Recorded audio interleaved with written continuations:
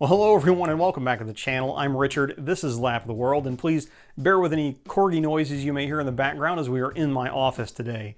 But don't worry, we are not just talking in this video, we'll get to that in just a moment. The astute among my subscribers may have deduced a couple of things from the thumbnail and title for this video. First, yes, we are totally waiting on car parts for the real-life NSX. I'm still short a water pump and a couple of special bolts to be able to proceed with anything there. Secondly, yes, I have taken the plunge and decided to dip a toe into taking the world of sim driving a little more seriously. Now, I've driven sim titles back to, or games, whichever you want to call them, back to the first Gran Turismo, which I think getting back that far, you're definitely looking at games. Some of the more recent modes, I know people get offended when you call them games when they're really trying to take the physics and tire dynamics and stuff seriously, but there's probably a delineation in there somewhere, so I may jump between the two when referring to different particular electronic titles. But that is well into the weeds. What I wanted to talk about today is what I have built myself and then what I have bought myself. I built myself a frame, a driving frame, to support a wheel and pedal set, and then I have purchased for myself a wheel and pedal set. So I will first show you the frame that I built and how I did that for about 30 bucks. Secondly, I will show you what I decided to buy as my first real kind of grown-up-ish wheel and pedal set, and I'll discuss my reasoning behind all of that here in just a second, but let's jump right in. Let me show you the frame first. Right, so what you're looking at now is the bare frame of what will hopefully by the end of this video be a fully functional sim rig that I can then use to more immersively learn tracks before I go, as well as kind of interact and drive with maybe some of you guys online. But just to kind of quickly cover what I've done here is this is at its core a bunch of scrap wood and a car seat. I'm at that point in my life where, as a homeowner and father, I have the requisite number of coffee cans full of random hardware and piles of scrap wood that I could put together the core of the frame essentially for free. Again, a couple of 2x4s, a couple of 2x6s, some assorted MDF, plywood, and particle board. Some extra trim pieces as kind of a pedal stop. May have to adjust those for this new set, but I don't know. Yeah, and all this is pretty sturdy. Put it together with deck screws, just to make sure it can take any torque. It'll be, it would be able to deal with any kind of torque or wiggling or force far beyond what this first wheel and pedal set should be able to generate. Now, if I ever bolted a direct drive system to it, okay, maybe I put some bracing on, but I don't even think that's necessary right now. Then as far as the whole thing cost me probably 30 bucks. So again, I already had the hardware and wood laying around. The seat, when anybody asks you, how do you get started in racing of any kind? The answer is almost always Miata. So that's what I've done. In a way, I went to the local pull-apart yard and found a really unfortunate-looking first-generation Miata, out of which I pulled this passenger seat. Now, in constructing this, I did not just arbitrarily bolt things together. I took measurements off of my real-life NSX.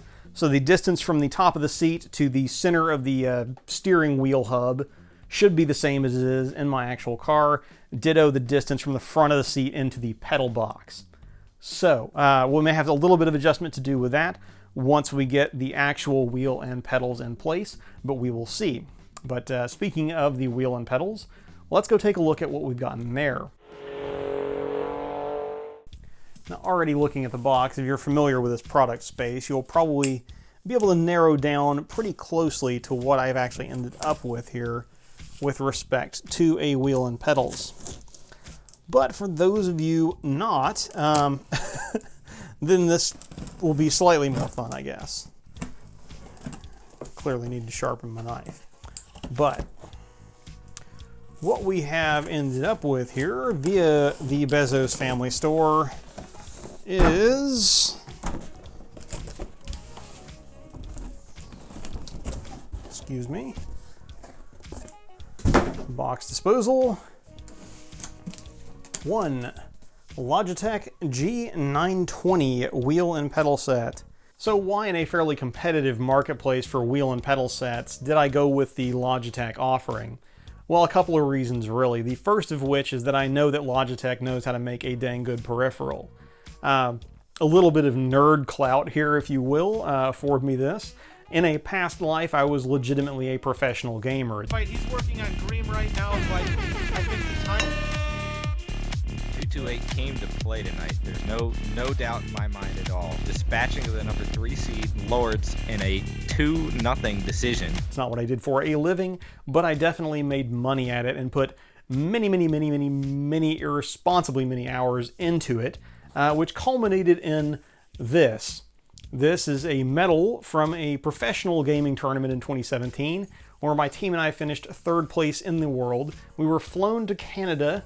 Not paying for our own tickets. We were flown to Canada and played for a lot of money, like 6 figures, a lot of money. A little of that we came home with, being the 3rd place finishers, not the 1st place finishers. But that being said, it was Logitech peripherals that carried me through most of that gaming career, such as it was, until I retired after that 2017 run to pursue my YouTube career, such as it now is. I think I still probably made more money shooting giant robots on the internet. Please subscribe. Anyway, that's the first reason. The second part of it is, you will remember, if you go way back on this channel, I actually did do a little bit of sim driving, courtesy of my brother, who was at that time working in a lab down at the University of Tennessee, working on predictive driver modeling, if I remember correctly, and I was kind of there as a SME to judge the realism of their setup. Now, they had more or less a clean slate, or not a clean slate, but they had not a blank check, but a big check to work with when they were building their simulation model. And what they ended up going with, and the research they ended up doing, kind of led them to skip over the middle level. Like you have really good offerings with steering wheels and pedals at the entry level, and you have really good options at the top end. The middle ground is kind of crap from everything I've read.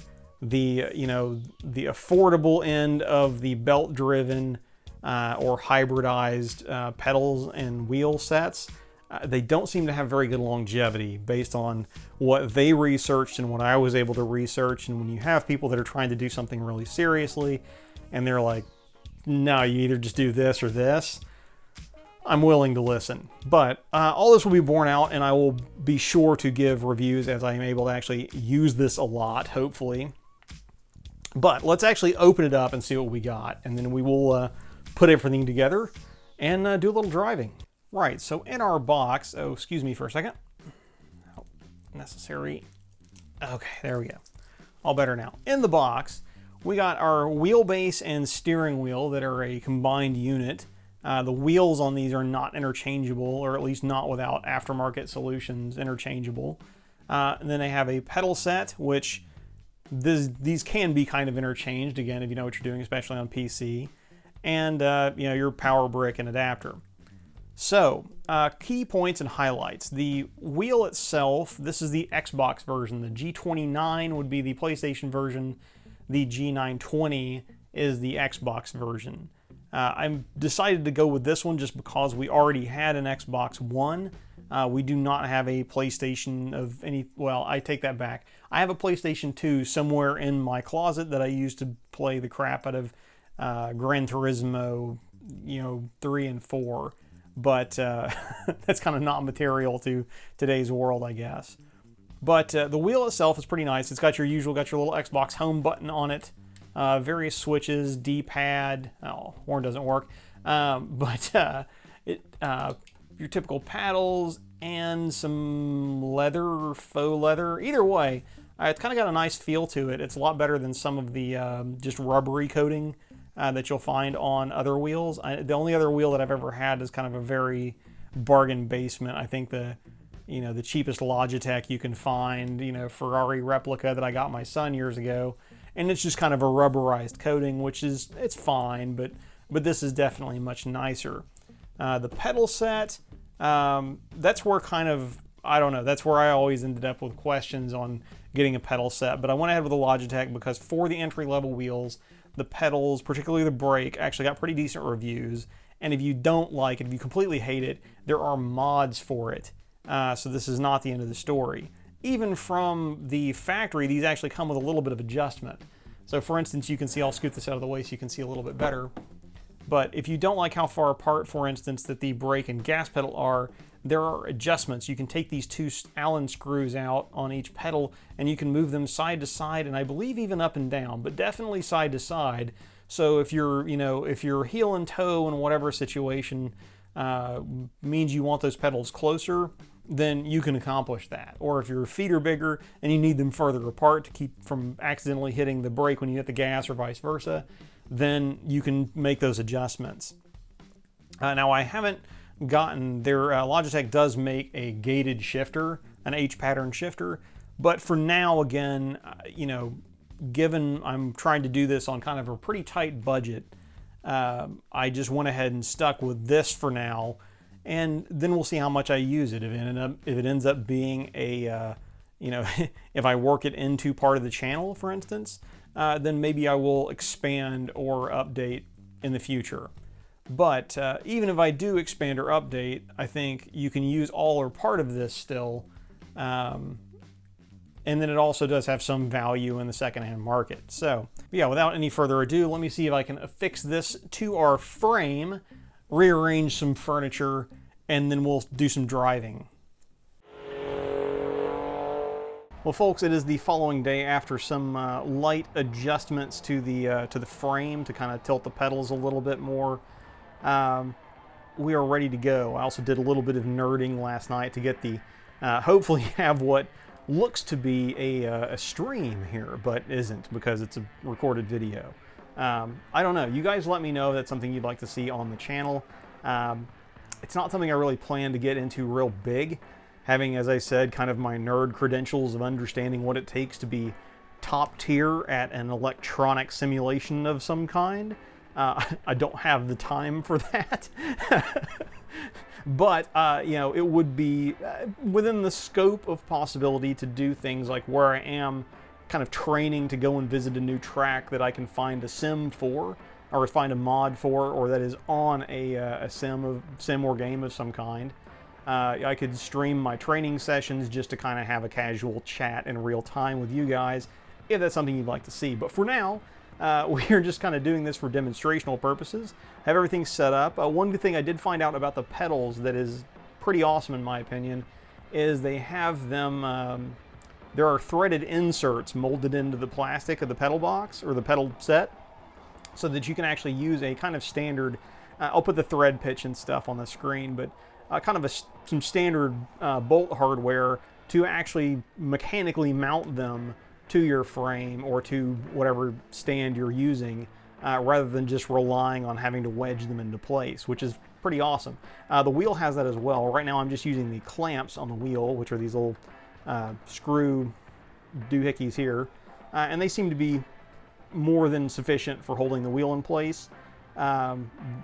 Again, long term, if I decide I'm going to leave this, I may do a little bit of adjusting just to get the tilt of the wheel a little different, a little more friendly. But once I get that dialed in, I'll probably also put bolts in the wheel just to spare the plastic clamps, the fatigue in the long run. So, but that said, anyway, what we were going to do now is shut up and drive a little bit. I have an interesting real-world scenario set up. I looked up and found that the what was it? Car and Driver, sorry, in their Lightning Lap included a Hyundai Veloster N. Which is conveniently one of the cars you start with on Forza 7 that I just downloaded. I don't have the PC quite connected all into this business yet, but again, we had an Xbox One laying around, which is why we got the 920 version of this.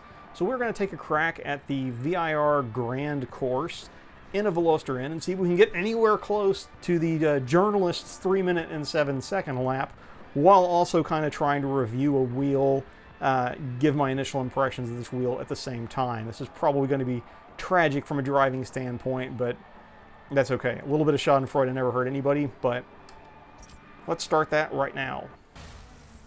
All right, so I've given us a 350Z as a rabbit. I seriously doubt I will keep up with whoever's ghost that is, but we'll find out. A little bit of shimmy, shake and shimmy so far, but nothing really crazy. On the NSX, this is a second gear turn. Okay, you got a little resistance there mid-turn. Kind of telling you that, hey, like you're probably on the limit a little bit, or close to the limit, I hope. And I'll point out that my lines here will be way better on the, I say that as I nearly spin. Nope, I do spin. My driving lines, or the lines that I'm attempting to take in spite of my noobishness using this hardware, should be pretty close to accurate on the first section, because I've driven the traditional VIR full course in real life numerous times. But I've never driven any of the other configurations, any of the grand or short courses that again, I don't know how much those actually get used and how much of those are sort of imaginary video game circuits to add more, to pad their track list numbers. But I know for a fact that they do use this one because, again, they do the magazine test there, among other things. I would be interested to go back and do a track day using the full course, just because you have that interesting magazine reference where they've tested a whole bunch of cars. So we're down to second gear in what used to be Oak Tree here, RIP. Grand old fella. All right, and then we're on to the back straight, and this is where stuff is going to get weird for me because I have not driven any of the infield course for VIR, so I'm going to be kind of staring at my track map down there and hoping to not overshoot every possible braking zone, because one thing that I am kind of struggling with, as I overslow for this one, is the brake pressure. Now the Logitech wheel and pedal set, again, is a budget. It's not a budget, it is an entry-level option. And so it does not have a, having done the reading on this, it does not have a load cell behind the brake pedal. So they kind of try and simulate having some pressure there by having like some rubber in there that you can push against. But your actual braking is still dictated by the, wow, that was snappy. Your actual braking is dictated by the travel of the pedal, not the pressure you put on it. In a hydraulic system, real brakes, your stopping force is dictated by the actual amount of pressure you're putting on the pedal, not the distance the pedal travels. So that's going to be kind of a challenge there, but we'll see if we can overcome. That was the one sacrifice. If I was saying I had to make a sacrifice to get this done, okay, now we're back on the part of the track that I hopefully know a little better. If there is a sacrifice to going with this route, going with a Logitech setup, it's that you don't get a load cell on the brakes. I will say part of the reason that I opted for, kind of full disclosure, part of the reason I opted for the Logitech, in addition to the reasons I discussed before, are that it was available on the the Bezos family store, available on Amazon, and I had a bunch of credit there after Christmas. So it was in my interest, as far as taking the least amount of resources away from my actual track driving, to utilize that, utilized my gift card allotment for this, whereas I couldn't do that and get something like a Fanatic setup. Had I had, cash money to spend, I don't know. I might have considered going with an entry-level Fanatic. I think that's how you pronounce it, Fanatic setup. That does have a load cell. They have a bare bones kit that I think is $450 or so, where you get, it's just a wheel and then a two pedal pedal box, as opposed to this one, which has a 3. But again, I don't have a gated shifter for it right now either, so I'm not using the third pedal for anything at the moment. But oh, no, I was way wide on that. But yeah, I don't know. It's also kind of a consideration of I'm not sure exactly how much I'm going to use this. Am I going to use it on the channel? Am I not going to use it on the channel? Am I going to use it all the time? Is it going to be something I use on rare occasions when, you know, I'm practicing to go to a track for which I can find a mod for a sim or that's actually on a video game? I don't know yet. And because I don't know yet, I'm not going to commit a lot of resources to something that's kind of an unknown as far as how much I'll actually be using it. I over-rev the car. But yeah, so that's... Come on, Richard. On the track. But yeah, so there is obviously a learning curve to this. I would be going faster than this in real life, still having not known the track, and probably doing a better job of it. But again, I probably would have driven it. I would have done this with a with a controller or whatever in advance of driving it in real life. And again, I think the main challenge here, getting used to the controls, as with anything, in addition to learning the track, which is not going well at this point. But yeah, that's enough. I think the point of this point of the video has been achieved. All right, well, in lieu of making you guys continue to watch me drive the struggle bus over here and kind of relearn Forza driving all over again with a new control scheme, I'm going to go ahead and stop there, having been way off the journalist time, which I respect that, though. As far as simulating driving, me jumping into a strange car on a strange track, or track with a strange section anyway in this case, and expecting to beat the time of somebody who's probably had an entire day to practice, or who may have been, in this case, a professional driver. I know they have, Randy Popes and some other pros come out and drive for them as part of that lightning lap. That's kind of what you would expect, is you should be well off the time. So that's cool with me, honestly, and but I'm going to keep practicing and see where that goes. Again, I don't know if this is going to become, a thing on the channel. Again, it might be something I would do where I could do a, maybe a streaming session when I'm practicing to go to a track in real life, just to kind of start that conversation as a little bit of a, build the hype for the actual track visit itself. But we'll see.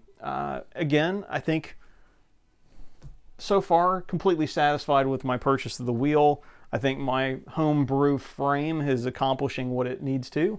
And yeah, good time it was had by all.